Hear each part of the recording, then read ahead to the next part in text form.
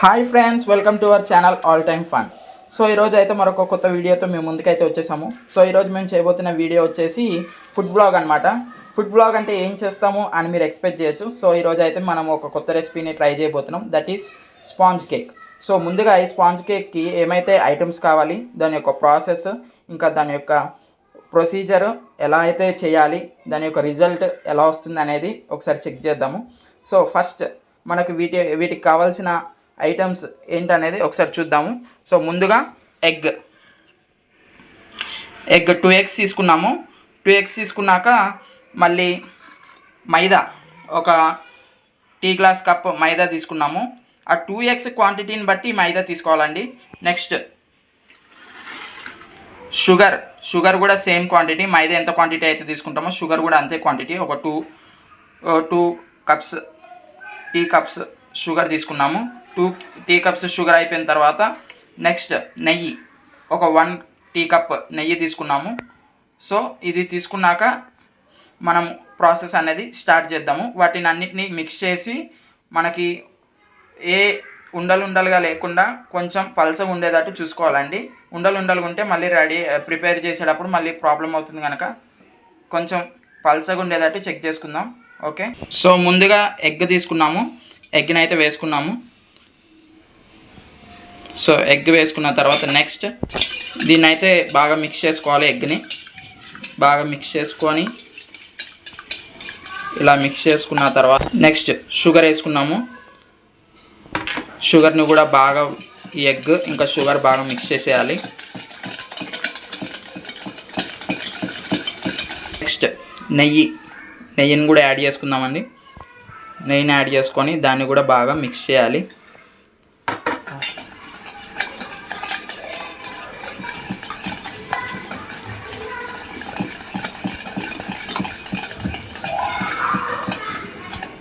నెయ్యి అయిపోయిన తర్వాత నెక్స్ట్ మైదా పిండి. సో ఈ మైదా పిండిని కూడా బాగా మిక్స్ చేసుకోవాలి.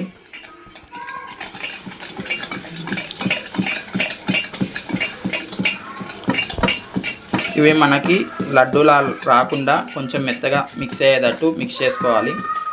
సో ఇలా ఉండలు లేకుండా కలుపుకున్న తర్వాత చూడండి ఎలా అయిందో, ఉండలు అసలు లేనే లేవు. సో ఇలా కలుపుకున్న తర్వాత చిటికెడు ఉప్పు వేసుకోండి. చిటికెడు సాల్ట్ వేసుకున్నాక చిటికెడు బేకింగ్ పౌడర్,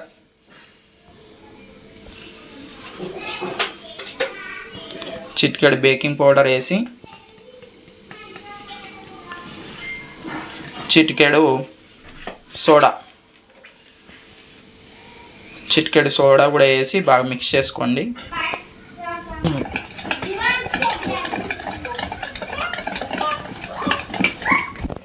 సో ఫ్రెండ్స్, ఇప్పుడైతే మనం కుకింగ్ ప్రాసెస్లోకి అయితే వెళ్ళిపోదాము. ఇప్పుడు వరకు మీరు చూసారు కదా ఏమేమి ఐటమ్స్ అయితే యాడ్ చేసుకోవాలి, ఏ విధంగా అయితే వాటిని మిక్స్ చేసుకోవాలనేది. సో ఫస్ట్లీ ప్యాన్ పెట్టుకొని ఆ ప్యాన్ బాగా హీట్ అయ్యేటట్టు చూడండి. ప్యాన్ బాగా హీట్ అయిన తర్వాత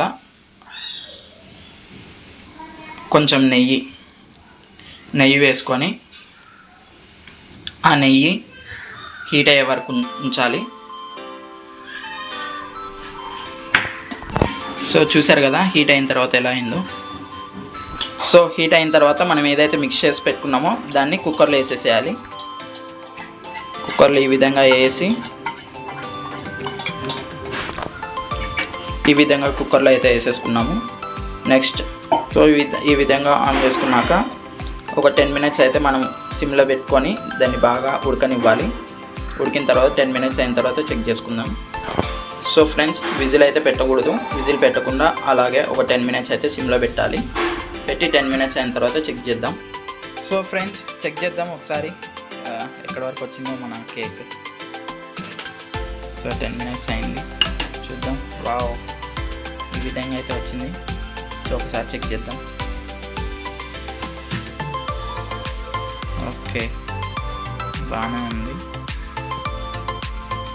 సో ఇంకా తీసేసి పక్కన పెట్టేసుకుందాం.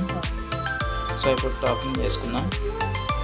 సో ఫ్రెండ్స్, ఫైనల్గా అయితే మన కేక్ యొక్క డిజైన్ ఇలా వచ్చింది. సో దీన్ని మనం టాపింగ్ చేసుకుందాం. సో ఫ్రెండ్స్, ఈ విధంగా అయితే మనం టాపింగ్ చేసుకుంటున్నాం. సో చాక్లెట్స్, నాకు నచ్చిన చాక్లెట్స్ని ఇలా ఈ విధంగా తురుముకొని మనం డెకరేట్ చేసుకోవచ్చు. చాక్లెట్స్ అనే కాదు, దీనిపైన జీడిపప్పు, కిస్మిస్. సో ఫ్రెండ్స్, ఈ విధంగా అయితే మన కేక్ రెడీ అయిపోయింది. చూసారు కదా, 5 minutesలో ఏ విధంగా అయితే మనం కేక్ రెడీ చేసుకోవచ్చు.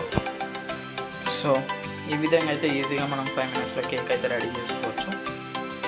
So thanks for watching guys. Please like, share and support to our channel. Thank you all.